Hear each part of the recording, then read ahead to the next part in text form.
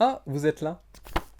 On va parler d'un film qu'on attend depuis 19 ans, depuis 2001, et qui est enfin sorti en juin dernier.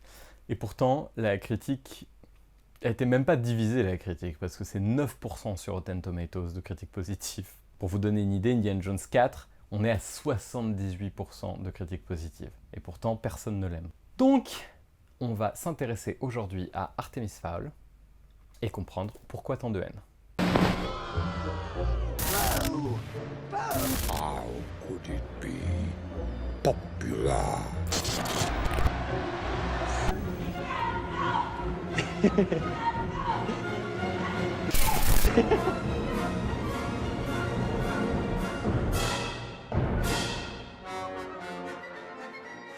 Alors Artemis Fowl, c'est quoi? C'est une série de 8 bouquins. Alors je sais, j'en ai que 7. Écrits par Owen Colfer, qui est un écrivain irlandais. Ça parle d'un génie du crime de 11 ans, une sorte de Moriarty en culotte courte. C'est pas un anti-héros, hein, c'est un vrai connard. Dans le premier tome, il découvre l'existence du peuple des fées, des farfadets, des lutins, etc. Il décide de se servir de cette information pour prendre en otage une fée et récupérer une rançon. Donc on n'est vraiment pas sur le type gentil. Alors certes, il a un arc de rédemption à travers ces 8 bouquins, mais ça reste un petit con prétentieux.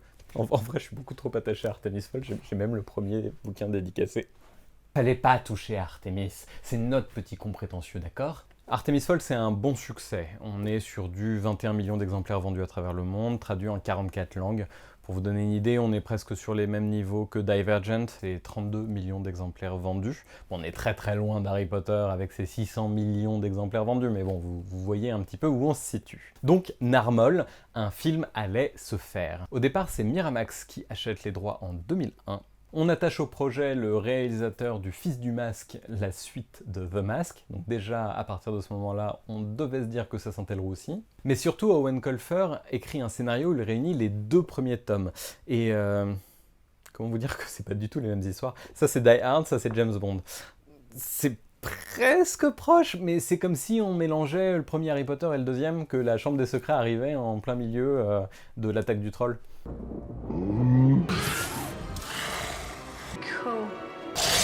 On était déjà mal parti, et c'était il y a 17 ans.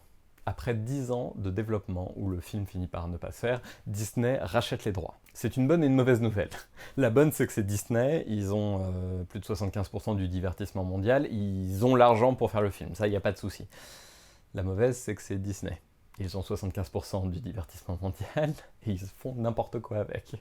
Surtout qu'ils ne savent pas faire des films sur des méchants. Et donc là, il y a plein de rebondissements. On croit que le film va sortir en 2014, en 2015, en 2016, en 2017. Et c'est le 27 novembre 2018 que sort enfin un teaser qui est un vrai régal. On regarde. Our world has never been in more danger.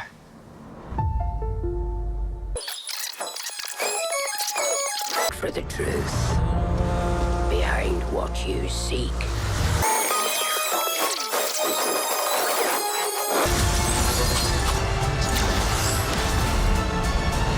Quatre plans.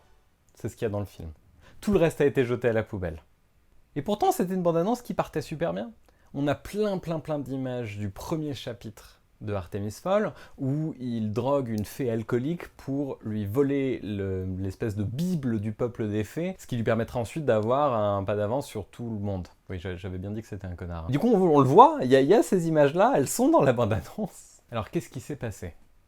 C'est très simple, quand on fait un film, on est obligé de faire des projections test. Projections test, on montre le film à un public cible, en général choisi par des gens de marketing, pour s'assurer que les gens qui normalement achètent nos films vont acheter ce film-là. Chez Disney, ça va être des familles, des enfants à qui on va montrer le film. Comment vous dire que quand ils ont vu Artemis Fowl, les gens se sont dit « mais c'est quoi ce truc ?» Top of the morning. Moi, quand j'ai fait The Scrooge Mystery, j'ai fait des projections de test et j'ai appris de ces projections de test pour améliorer le film par la suite. Mais retourner en masse, enlever des acteurs, rajouter tout un plotline qui n'était pas là au départ, c'est la recette du désastre. Et c'est exactement ce qui s'est passé.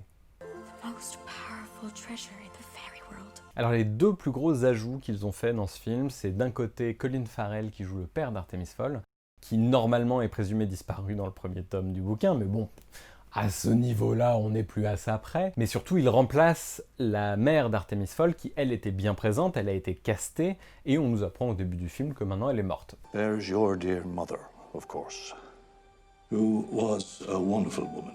La deuxième chose qu'ils ont fait, c'est rajouter un MacGuffin. Un MacGuffin, c'est quoi?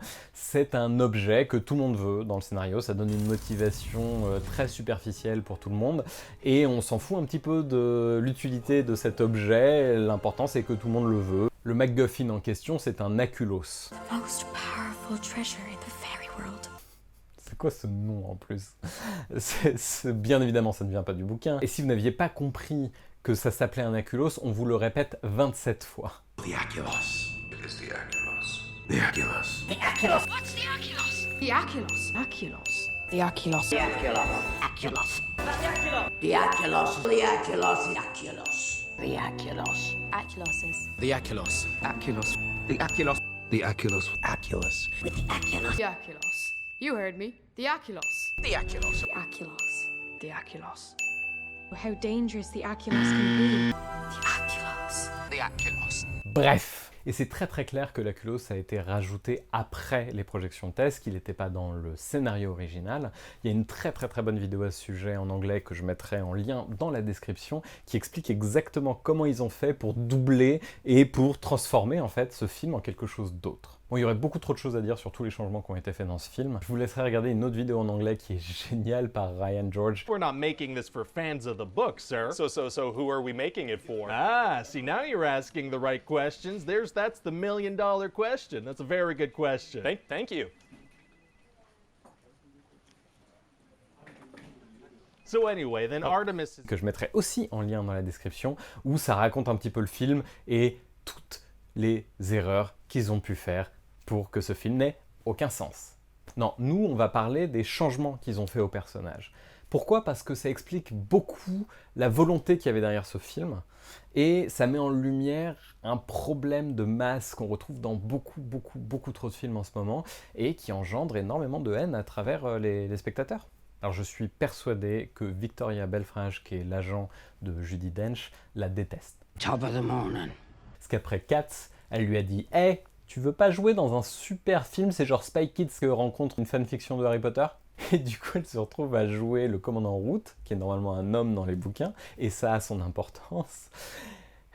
Et c'est super intéressant de changer le genre d'un personnage, et je pense vraiment qu'ils se sont même pas rendus compte que le changement de genre était quelque chose d'intéressant pour eux, parce que clairement, la diversité, c'était pas leur intérêt le plus important quand ils ont fait ce film. Car on arrive à Josh Gad, que tout le monde connaît dans le monde Disney.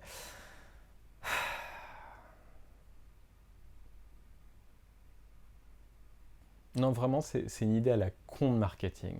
Ce qu'ils se sont dit, on a un personnage de nain trop cool et sympathique, et au lieu de prendre une personne de petite taille, on va prendre Josh Gad, il fait 1m68. Et c'est très très con, parce qu'ils auraient pu se dire, on va faire comme le Seigneur des Anneaux. On va filmer de manière à ce qu'il apparaisse plus petit. Sauf que ça coûte de l'argent de faire ça. Et Disney, ils ont beaucoup d'argent, mais il y a bien une chose qu'ils détestent, c'est le dépenser. Et donc du coup, ils se sont dit, on va en faire un nain géant. Oui, un nain géant. On se croirait dans Galavant. These aren't dwarves. We are two. Very tall dwarfs. Yeah, look at their hideous little bodies. Hideous. You are the same height. Meilleure série de tous les temps, by the way. Juste. Josh Gad fait 1m68. John Rhys Davies, qui joue Gimli dans Le Seigneur des Anneaux, fait 1m85.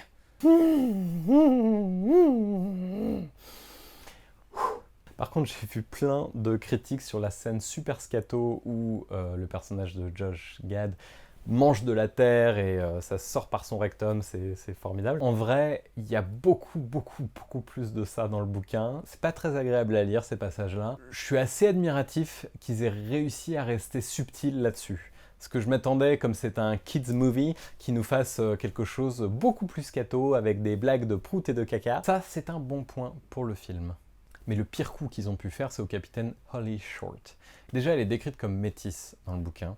Et clairement, ils ont pris une actrice blanche, Laura McDonnell, qui fait de son mieux, la pauvre. Mais comme ils ont transformé le commandant Root en une femme pour donner le rôle à Judi Dench, et bah du coup, toute sa motivation, qui est de lutter contre un univers extrêmement sexiste dans la police des faits, toute cette motivation, elle disparaît. En changeant le genre, ils ont réussi à rendre cette histoire moins féministe qu'elle l'était au départ. They've done you wrong.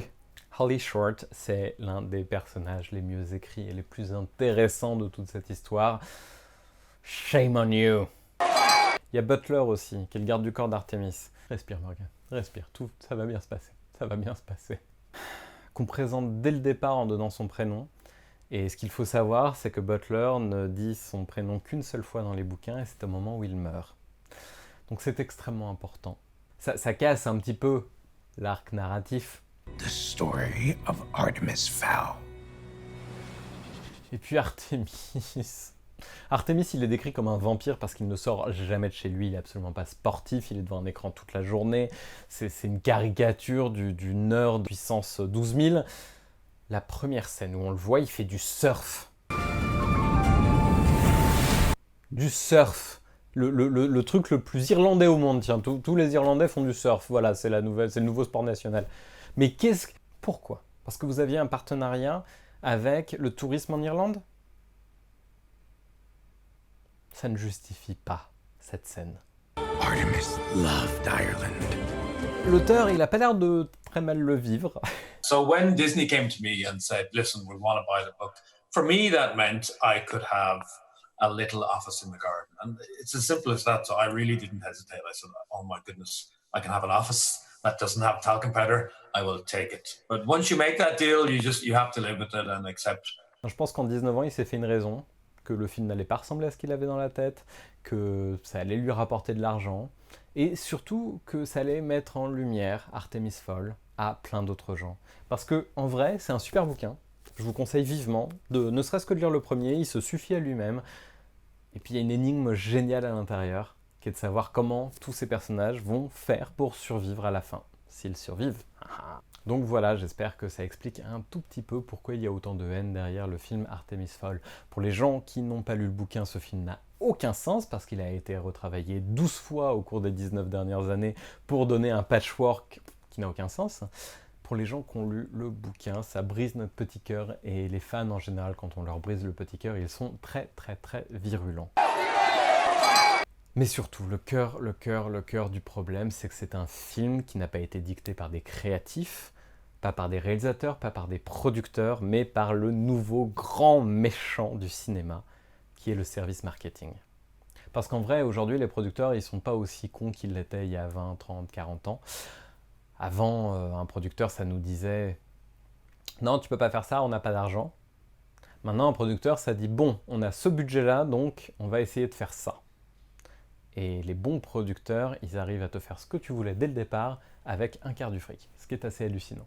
Par contre, le marketing, ils ont un pouvoir qui est de dire « Non, vous ne réussirez pas à vendre ce film s'il n'y a pas ça, ça, ça, ça et ça dedans. » Et en plus, on va faire des partenariats dès le début, comme avec le tourisme en Irlande, et on va vous imposer des choses à mettre dans le film pour justifier l'argent qu'on récupère. Et donc le marketing est en train de vampiriser petit à petit tout le cinéma et les séries. Mandalorian, on se retrouve avec des histoires qui n'ont aucun sens, parce qu'on a l'impression que ça va vendre plus. Le retour du bâton, c'est que non, ça ne marche pas. Et il faut arrêter de faire des films dictés par du marketing. Moi, en tant que réalisateur, j'ai eu affaire à plein de ces gens très fortement sympathiques. Et c'est pas normal qu'on arrive aujourd'hui dans une situation où les films sont dictés par la potentialité que ça se vende. Alors que faire pour que ça change? Déjà, d'une part, la haine contre Artemis Fowl, elle est plutôt saine en vrai, parce qu'elle n'est pas centrée sur les acteurs, qui n'y peuvent strictement rien, les pauvres, ils font de leur mieux, et en plus, ils étaient déjà fans des bouquins, et ils ont l'air assez sincères quand ils en parlent. Donc moi, je les plains plus que quiconque qui a été impliqué dans cette histoire. La plupart des commentaires négatifs sont concentrés contre Disney, parce que les gens ont très bien identifié le problème, c'est cette machine qui écrase tout sur son passage, et vous, en tant que spectateur, vous avez un pouvoir. Le fait de choisir de ne pas regarder un film, ça a un poids, même à l'époque de la VOD, de Netflix, de Hulu et compagnie. Vraiment, ces gens-là ne regardent que des chiffres, ne s'intéressent qu'à savoir combien il y a eu de vues, et donc c'est extrêmement important de ne pas céder à la tentation de regarder des films qui sont clairement des produits marketing. Du coup, ce que je vous propose de faire, c'est de ne pas regarder Artemis Fowl, mais à la place de regarder des super films pour enfants qui ne viendront pas enrichir les poches de Disney. Moi, ce sera Fantastic Mr. Fox, mais j'attends de savoir les vôtres dans les commentaires. Mettez-moi en commentaire quel film serait mieux à regarder que ces espèces de produits marketing sur pattes qui ne sont là que pour faire de l'argent et écraser des super bouquins comme Artemis Fowl. Je ne sais pas pourquoi je parle comme ça, mais aussi, moi je vous conseille vivement de le lire. Allez, on se retrouve la semaine prochaine pour une autre vidéo. Top of the morning. Bref, si vous voulez en voir d'autres, c'est par ici. Si vous voulez vous abonner, c'est par là. Si vous voulez liker la vidéo, c'est aussi par là, c'est incroyable. Si vous voulez laisser un pouce rouge, c'est là-haut.